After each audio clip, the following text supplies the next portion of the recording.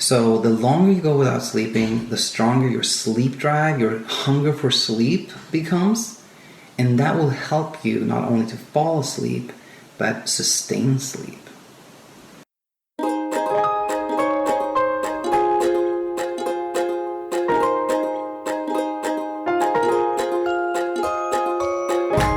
Hello, welcome to the Sleep to Healthy. I'm your instructor, Dennis Trumpy, and this is lesson number 5 of the Sleep to Healthy, How to Cure Your Insomnia class. This lesson is titled Compact Sleep, the New Sleep Metric.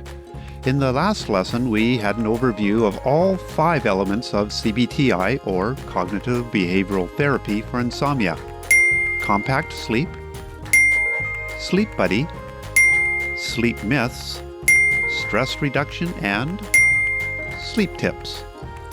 We learned how the different elements fit together and which one to focus on first. Today's lesson will cover the first element and the one that many CBTI experts consider the most vital, compact sleep. You will learn why compact sleep is so central to beating your insomnia, and I will give you step-by-step instructions on how to execute your compact sleep plan. Compact sleep is all about how much time you spend in bed sleeping versus not sleeping. If you ask a good sleeper to describe their night in bed, they would say that they go to bed, fall asleep, maybe get up in the night to go to the washroom, fall back to sleep quickly, wake up in the morning, oftentimes before the alarm goes off, and get going on the day. If you ask a person with insomnia the same question, they would likely say that they go to bed, lay in bed for 30 minutes or more waiting for sleep, wake up several times during the night, and struggle to get back to sleep each time. If it's a weekday, they wake up reluctantly when the alarm goes off, but usually after hitting the snooze button a few times.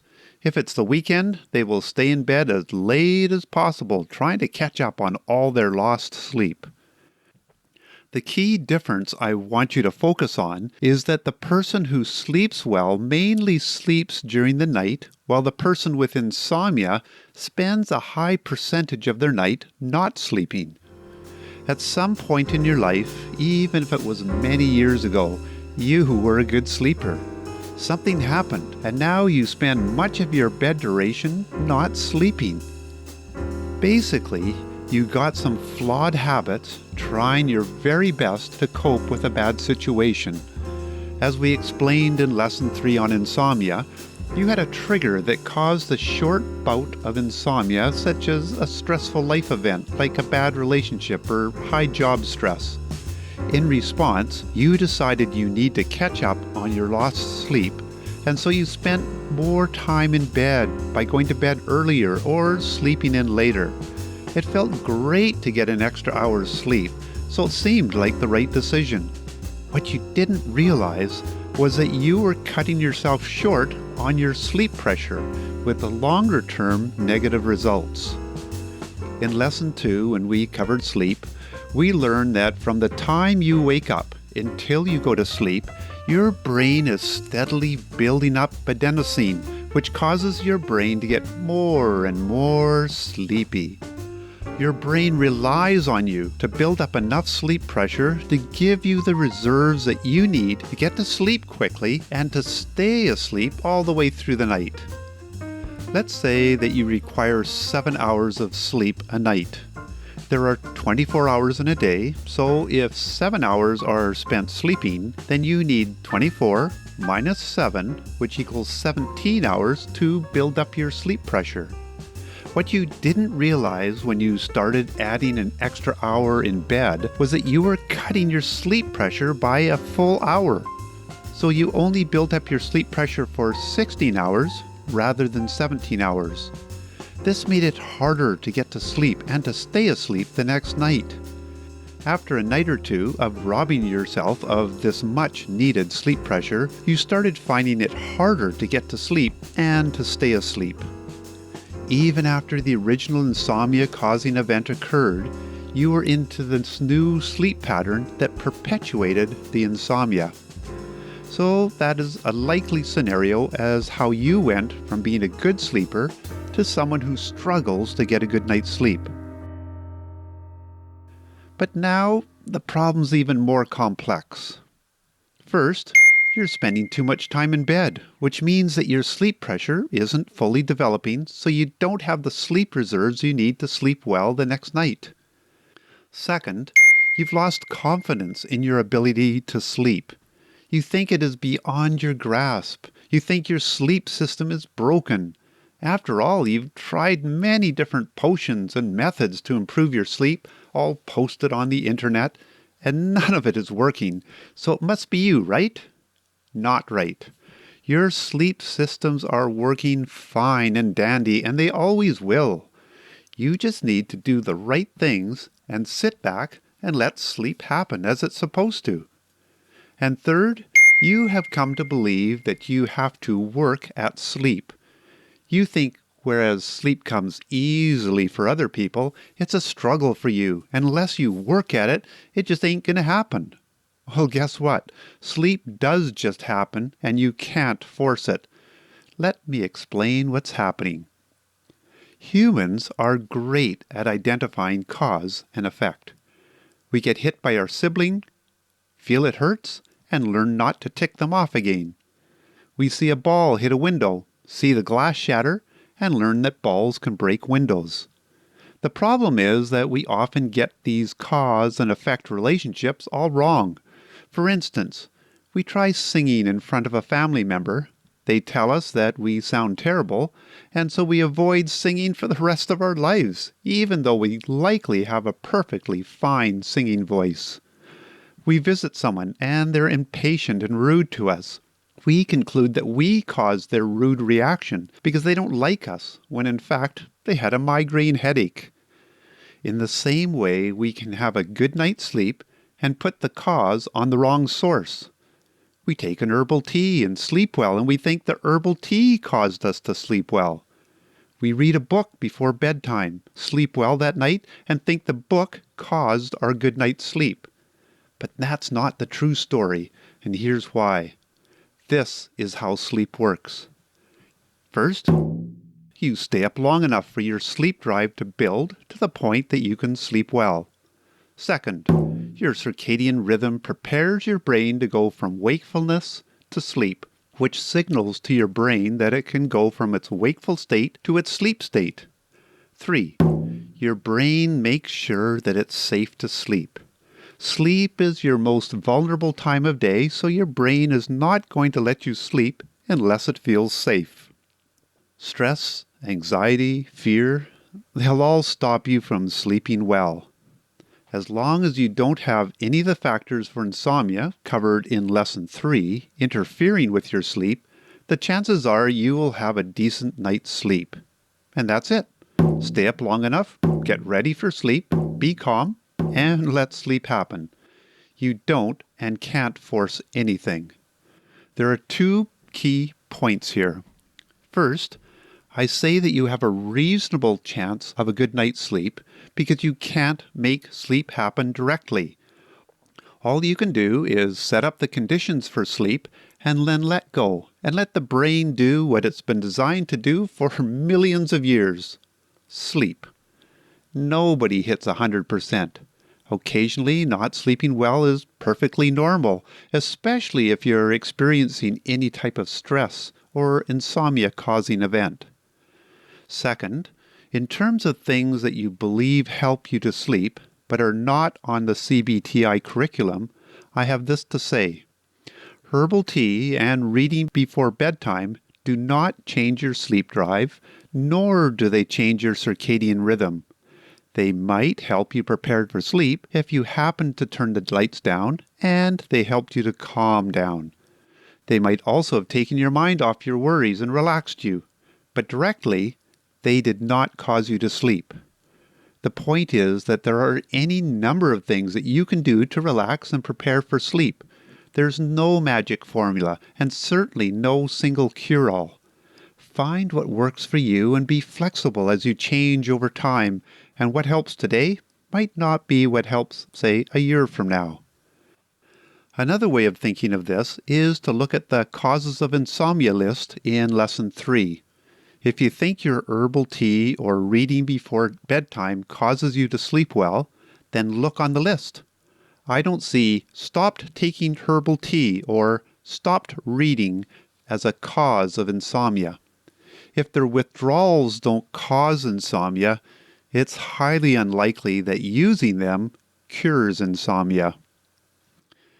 It is important to repeat again what has been said in the last 2 lessons, that if you have anything that is causing your insomnia, you should take care of this first to the degree that you are able to.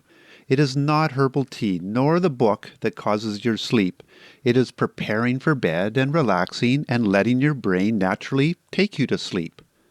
But by now you probably have it firmly entrenched that certain things you are doing or taking are causing you to sleep or causing you not to sleep.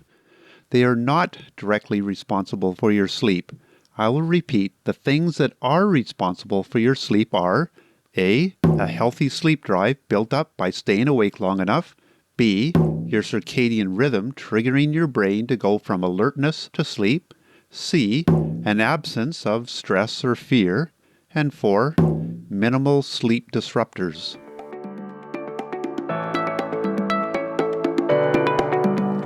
But right now, our focus is to bust out of your vicious insomnia cycle.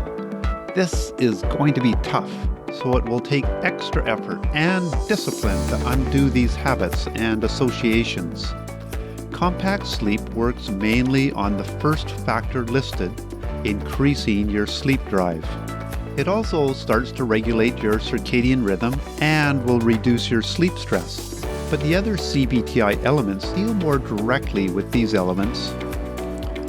Compact sleep works by increasing your sleep drive to the point that you have trouble keeping your eyes open and you can't help but sleep.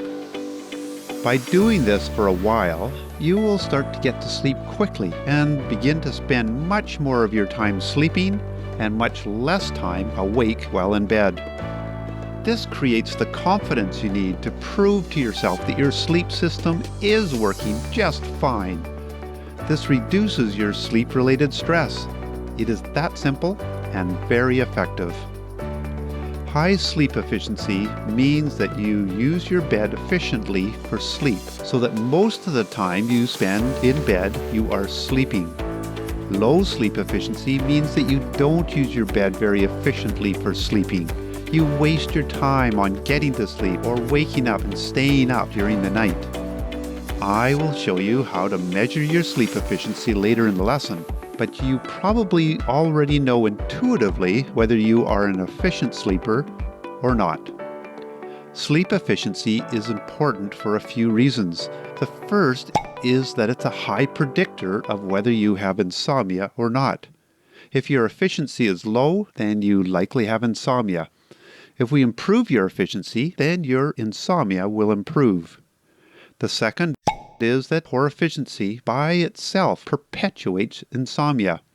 When it takes you an inordinately long time to get to sleep, it causes stress. You start to worry about it, or when or if you will ever get to sleep, which is stressful in itself. The same goes for nighttime awakenings. If you wake at night and can't get back to sleep, it likely leads to stress, wondering if you ever will get back to sleep, and how poorly you'll feel the next day, and how hopeless the situation is, and so on. And the third is that low sleep efficiency weakens your sleep system. If your sleep efficiency is poor, it means that you are going to bed earlier than you should, and or you're getting up later than you should. This means that your sleep drive is weaker because the time from getting out of bed to going to bed is shorter than it should be, and your sleep drive, which builds up steadily the longer you are awake, has not had the time to become as strong as it needs to be for you to easily get back to sleep. Because you start your sleep with the sleep drive weaker than ideal, then the sleep drive, which gradually reduces while you're asleep, is also weak in the middle of the night, so it makes it harder to get back to sleep if and when you wake in the middle of the night. I like to put it this way. Sleep is like a roller coaster. Your sleep stages are all the turns and ups and downs of the roller coaster ride. To start the ride, you need to take that long initial climb up to the top of the very first summit. Not having enough sleep drive is like having the roller coaster cars stalling before they get to the top. You can't start the first descent until you reach the peak. In the same way, you can't fall off to sleep easily until you've built up enough sleep drive.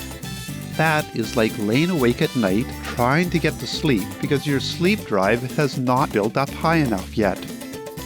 Continuing the roller coaster analogy, if you manage to start on the first descent without first reaching the peak, then you won't make it through all the twists and turns and ups and downs. You will get to a small incline, but won't be able to make it all the way up the other side. That's like waking up in the middle of the night and not being able to get back to sleep because you started the night with a slow, low sleep drive. So low sleep efficiency means that you have lost confidence in your ability to sleep well, causes unnecessary sleep stress, and perpetuates your inability to sleep well. Now, we need to get into some technical details to see how we measure how compact our sleep is, how compact your sleep should be, and how you get from where you are to where you want to be. Are you ready for the ride of your life?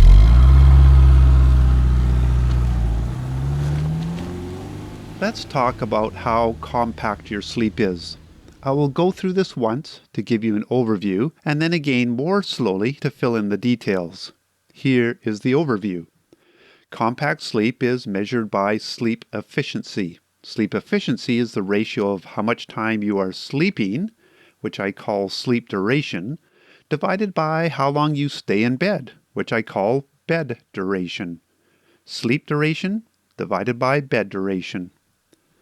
Your bed duration goes from the time you get into bed at night until you get out of bed in the morning.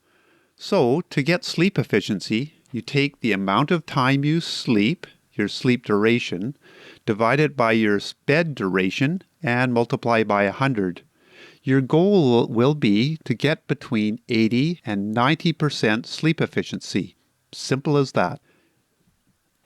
The calculations are difficult to explain clearly in audio format, so I recommend that you head over to my website at sleeptohealthy.com for a written explanation, sleep efficiency calculators, flowcharts, and worksheets.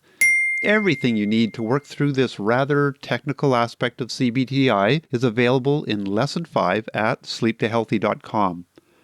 Now let's dig into the details to see how this fits together with an example.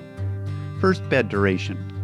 Note the time you go to bed and the time you wake up in the morning. That duration is your sleep duration. Even if you got out of bed during the night, you still count that as part of your bed duration because the intent at night is to sleep all the way through the night in your bed. So, let's say that you go to bed at 10 p.m. and you get out of bed at 7 a.m. Then your duration is 9 hours. You get that by starting with 7 a.m. and counting back the number of hours to get to 10 p.m. when you went to bed. Even if you got out of bed to read for an hour during the night because you couldn't get back to sleep, you would still count it as a full 9 hours. The only caveat is that if you read in bed before turning out the lights to sleep, then use the time you turned out the lights as the start of your bed duration. The same goes if you start that night with sex. In the morning, you should get out of bed and active right away. This helps to set your circadian rhythm to a regular schedule, which your sleep system just loves. The next part, sleep duration, is a bit more tricky. That is because it's hard to measure sleep time directly, because if you keep looking at the clock to measure your time awake, it will likely cause you to stay awake longer than you normally would. Your bed duration is composed of two activities, sleeping time and non-sleeping time or awake time. The way you calculate your sleep duration is to measure your awake time and subtract it from your bed duration to get your sleep duration. Let me explain. Awake time would include the time it takes for you to drift off to sleep. It also includes all the time you are awake during the night, whether you stay in bed or get up to do something else. If you go to my website, I have methods to estimate your awake time. The method is awkward to explain on audio, but easily explained on the website with diagrams, calculators, and tables. The basics of it are that you record the time you were awake in the previous awakening on a conveniently placed piece of paper. In the morning, you add up your awakenings for your total awake time. If you sleep with a partner, they can help estimate your time it takes for you to initially get off to sleep. Your sleep duration is equal to your bed duration minus your awake time.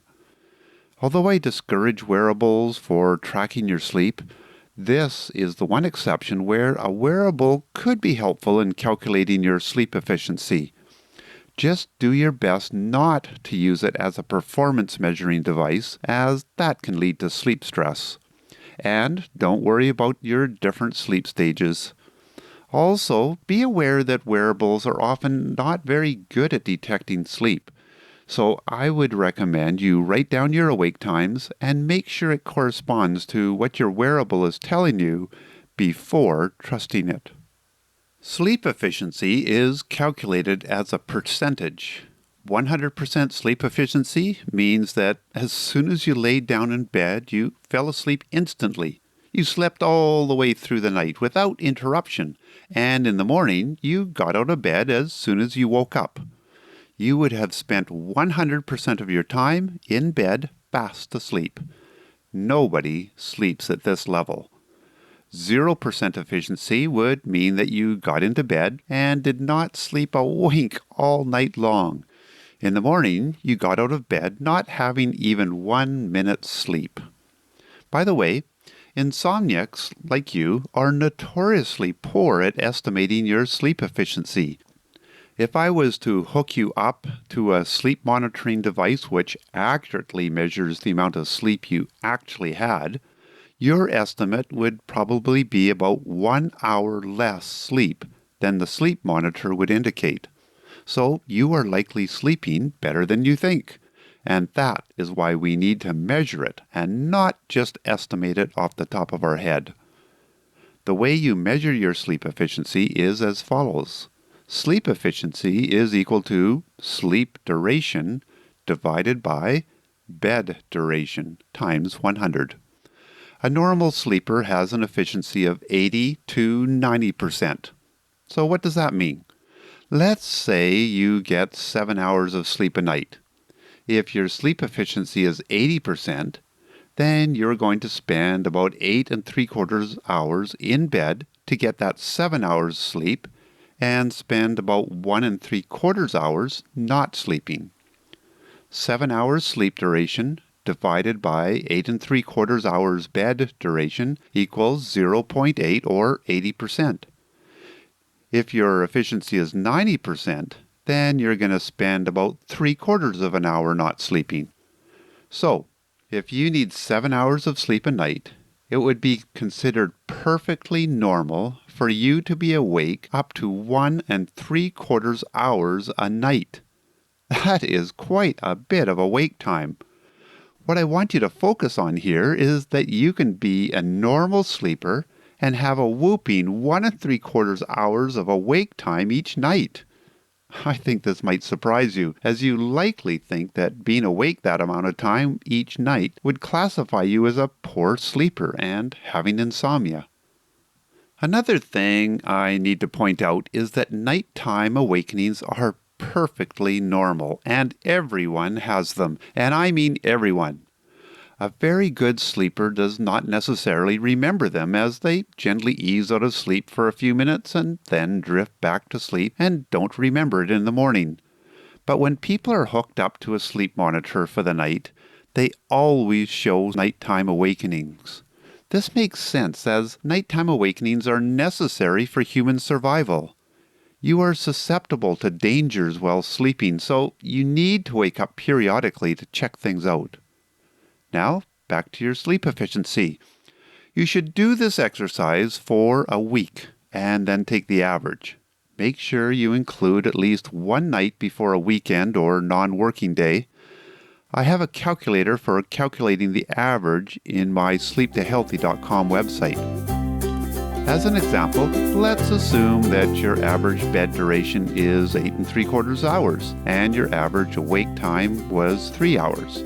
So your average sleep duration was 8 3/4 minus 3, which is 5 3/4 hours. This is how much time you are averaging per night sleeping, 5 3/4 of sleep, with a duration of 8 3/4 gives a sleep efficiency of 66%, which is below the 80 to 90% average. You may be wondering, what do I do with this information? You use it to determine how long your initial bed duration should be to compact your sleep. The rule is simple. Your new bedtime duration is equal to your average sleep duration as long as this is not below 5 hours. If your average sleep duration is below 5 hours, set your bed duration to 5 hours.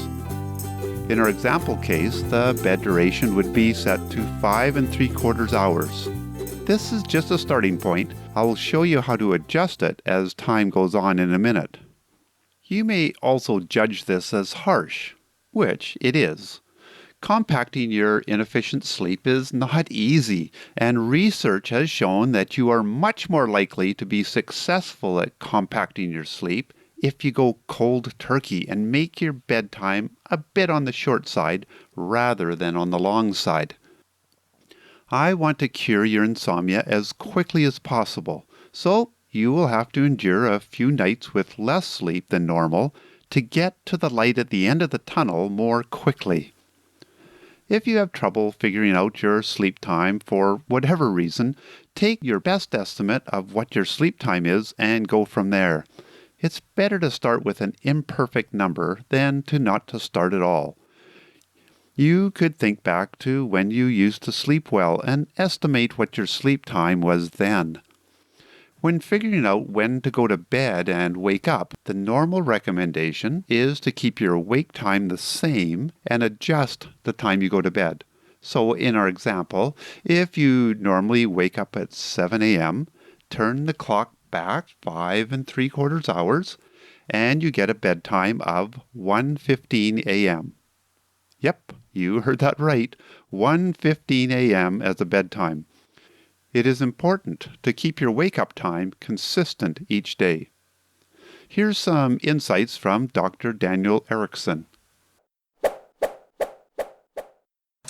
And it works by exploiting your natural sleep drive to help you sleep better. And a word on that, what is sleep drive? Well, sleep, just as hunger, is homeostatically regulated, which simply means that just as you become more and more hungry the longer you go without eating, the more and more sleepy you become the longer you go without sleeping. So the longer you go without sleeping, the stronger your sleep drive, your hunger for sleep becomes, and that will help you not only to fall asleep, but sustain sleep. So in light of that, ask yourself how much time you think you need to sleep, how much sleep you need. If it's hard, then you can think back upon a time where you didn't have any obligations, a time where you were on vacation, and how much you slept at that point in time. If you have really no way to gauge it, then just pick 7 hours, because that's the typical amount of time that people feel they need to sleep. The second thing you need to ask yourself is, what is a convenient time for you to wake up and get out of bed in the morning? And using those two things, we will create a sleep schedule for you to work on over the next 2 weeks. When I did my sleep efficiency training, I found that going to bed at night out of sync with my wife was too stressing. So I opted for going to bed at the same time as my wife and waking up early. For me, that meant waking up at around 4:30 a.m. for a while, which I actually came to enjoy. An important aspect of CBTI is to use the system to work for you, not against you. As you know, the number one enemy of sleep is, say it with me, fear, stress, and anxiety. Do this for 2 weeks while continuing to record your sleep efficiency. Don't expect a gradual and even improvement. Each night will be different, some better, some worse, but you want to look for the overall trend. At the end of the 2 weeks, look at the last 3 or 4 days of sleep entries. Here is how you adjust. If your sleep efficiency was above 90%, then you have earned yourself an extra 15 minutes of bed duration. If your sleep efficiency was between 80 and 90%, then steady as she goes. Don't make any changes yet. If your sleep efficiency is below 80%, then you reduce your bed duration by 15 minutes. But don't bring your bed duration below 5 hours. You need 5 hours to get a reasonable amount of N3 or deep sleep, which is important for your health and well-being. Keep going, adjusting weekly until you find your bed duration where your efficiency is between 80 and 90% and you feel reasonably well rested during the day. There are complete instructions for how to adjust your sleep duration along with an easy-to-follow flowchart on my sleeptohealthy.com website. Dr. Daniel Erickson has this to say. If you did pick up a pen and a paper and you tracked your sleep efficiency and your sleep times and how well you're sleeping, then let's review that right now. So firstly, if you feel as if you're sleeping pretty good at night and you're feeling pretty refreshed during the day, well then congratulations, you have cured your insomnia, which is fantastic. That you can be a little bit more relaxed when it comes to your bedtime and your wake-up time. But you should probably still spend about the same amount of time you're in bed now going forward. If you find that you're sleeping a less amount of time than you thought you needed, well, then that's probably the case. You probably needed a little bit less sleep than you thought. That is very common. If you at this point, after either restricting your time in bed from the last video or extending your time in bed from that last video, if you're feeling better, if you're feeling that most of the time you're in bed, you're sleeping, and you're not feeling sleepy during the day, then congratulations, you have cured your insomnia, or at least improved it significantly, I'm hopeful. And that's fantastic. That is great. I'm very happy for you, and I would say do what you're doing now. You probably don't want to change anything too much. If you have problems later on, then start restricting your time in bed or seek more information about cognitive behavioral therapy for insomnia. And maybe most importantly here, if you have benefited from restricting your time in bed, please tell other people that have insomnia about cognitive behavioral therapy for insomnia and about bedtime restriction. Let's say you restrict your time in bed and you're feeling like you are sleeping a little bit more solidly, you're spending more of the time in bed sleeping, and you're not feeling very sleepy during the day, then you are on the right path. I think you could either continue doing what you're doing now, maybe spend a little bit less time in bed to see how things work out. If you are 65 or older, you can use a sleep efficiency target of 75 to 85% rather than the 80 to 90%. This means if your efficiency is below 75%, then reduce your bedtime by 15 minutes. If your sleep efficiency is above 85%, you can increase your bed duration by 15 minutes. This is because it's normal and natural for your sleep efficiency to decrease with age. You'll have a harder time getting to sleep, and you'll have more frequent and longer nighttime awakenings. And we don't want to outcompete Mother Nature, as it will only lead to frustration and stress. It can take 4 weeks or longer to figure out your sweet spot. Don't get impatient if it doesn't work quickly. You are undoing a whole swack of bad habits and conditioned responses that have built up over years, so it'll take some time.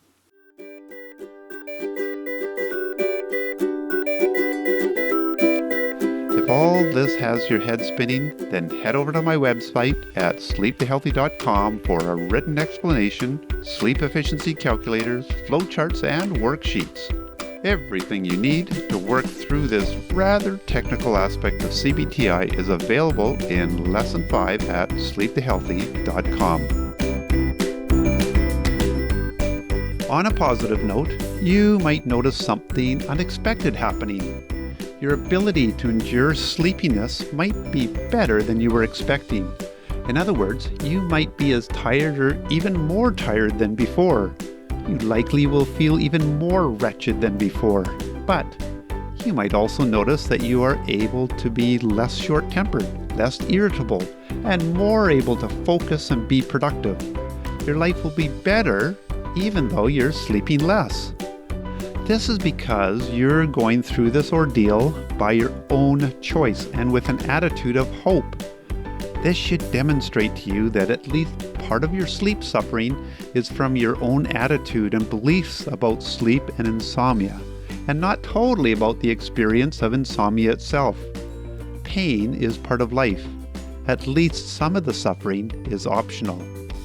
Even with sleep deprivation, you can still laugh at a joke, feel the joy of being with someone you love, relish a walk outside, or just take a breath and appreciate the miracle of being alive.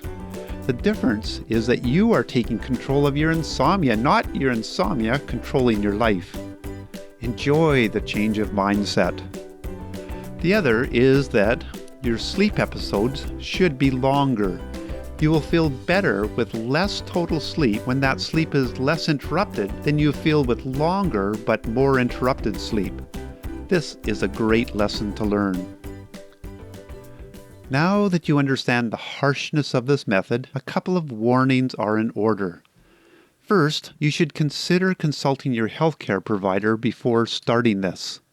Second, it will likely make you even more sleepy and lower functioning during the day, at least for a while.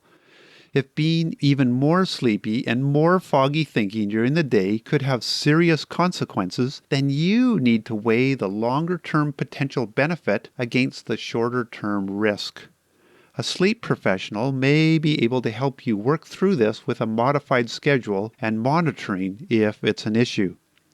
If you judge that compacting your sleep in this way will have negative effects on you, then you need to act with prudence.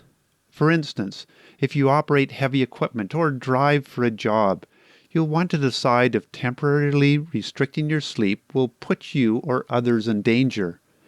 You might want to save this for a time when you are off work for an extended period of time, such as on a vacation. I don't know your situation, so you have to make the best judgment for your situation. If you think that compacting your sleep might interfere with a medical condition such as triggering seizures, or if you have bipolar disorder, then you should consult your healthcare provider before embarking on this element of CBTI. Only you can make the decision between long-term benefits and the short-term price. Only you know your particular situation, so I cannot advise you one way or the other as to whether this element of CBTI is suitable for you. I would say that working on your sleep efficiency is the hardest, but also the fastest way to get out of your insomnia rut. A few weeks of suffering can provide a lifetime of relief. Be tough and ride it out. But if you notice any medical condition deteriorating, then quickly consult your healthcare provider. If you believe that you are putting yourself or others at risk for safety, then act appropriately and responsibly.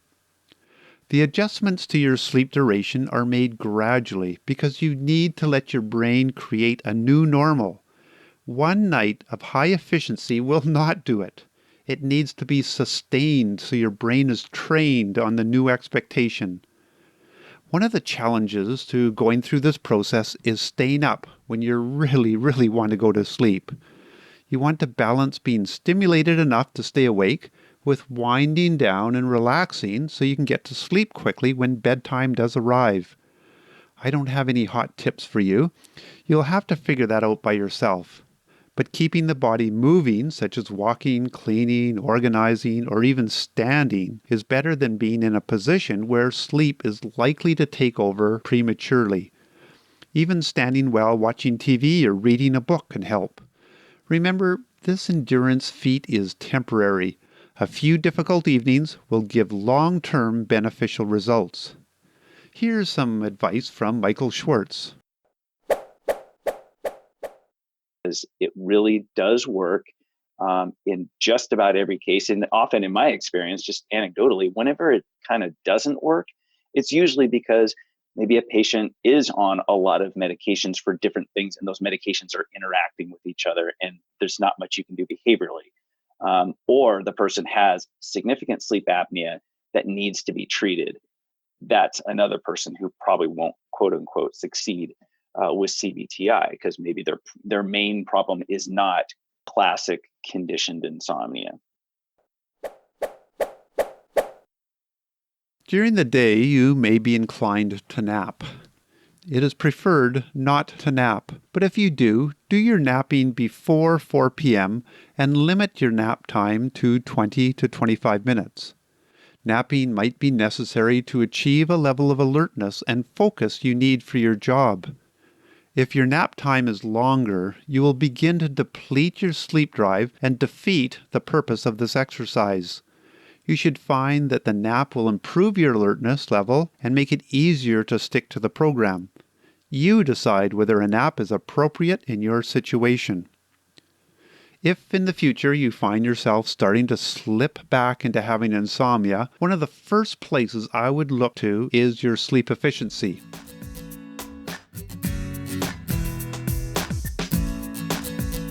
I'll give a personal example that shows how we can naturally look for causes that don't exist when we should be looking at sleep efficiency, which is your new sleep metric.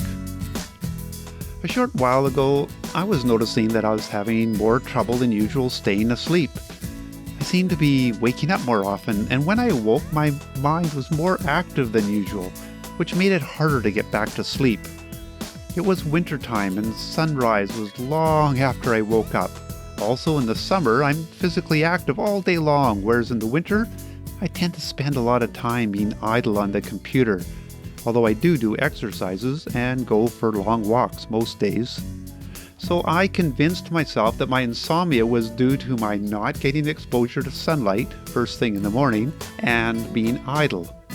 I was starting to despair and wondering, maybe I should take a winter holiday down south and start using a bright light therapy upon wakening in the morning. Then it dawned to me that my sleep efficiency was down because I had gradually increased my bed duration to make up for the lack of sleep. As soon as I realized this, I restricted my sleep duration to where it should be, and my nighttime awakenings returned to their normal state within like a night or two. This shows you how easy it can be to get misled about the sources of our insomnia, and how easy it is to get back on track once you've been through the CBTI regime. In the future, if you've gone through compacting your sleep, you likely won't even have to measure your sleep efficiency to know whether it's an issue or not. Now that we're starting to get into the tough elements of CBTI, I'd like to point the way to some help from Dr. Daniel Erickson.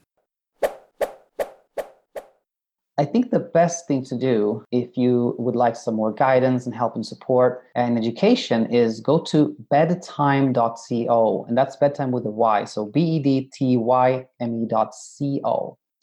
On that site, you will find information about my app called Bedtime, but you'll also find links to my podcast/YouTube channel as well as my blog. Particularly on that YouTube channel/podcast, it's really the same content into two different forms. You will find a wealth of information, education, interviews with people who have insomnia, replies to people that have insomnia, etc. So I think you'll find a lot there to help you. And if you want a more kind of curated course with built-in coaching, with a built-in human coach, then definitely check out the app Bedtime. The magic of Dr. Erickson's app, Sleep Time, that is time spelled with a Y instead of an I, T-Y-M-E, is that this feature-rich app comes with personalized coaching from Dr. Erickson himself, a CBTI expert. There will be a link to the app on my website.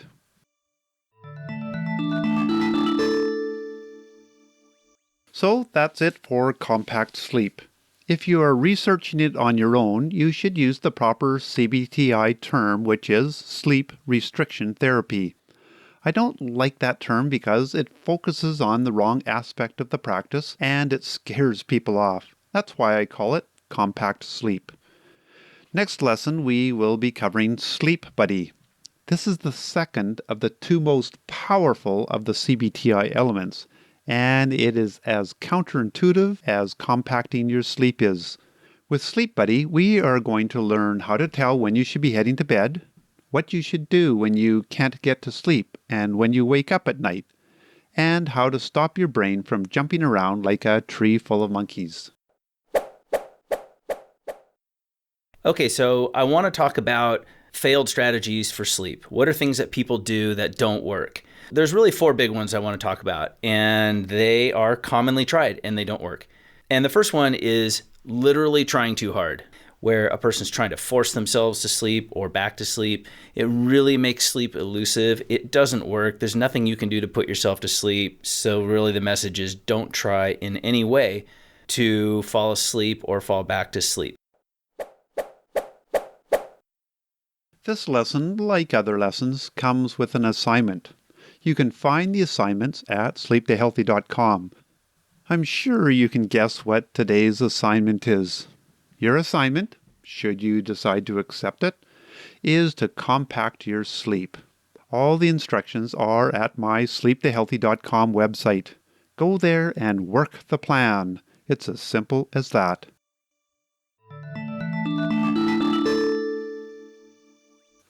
Well, that's it for Lesson 5. It would be great to hear from you and how this course is helping or frustrating you by using any of the easy-to-use contact methods at sleeptohealthy.com. And now my disclaimer, spoken in one breath. I hope it's obvious, but this podcast is not a substitute for advice from a qualified healthcare professional. The sole purpose of this podcast is to educate and entertain. As we do not know your particulars, we cannot possibly provide professional or medical advice. Your use of the information in this podcast is at your own risk.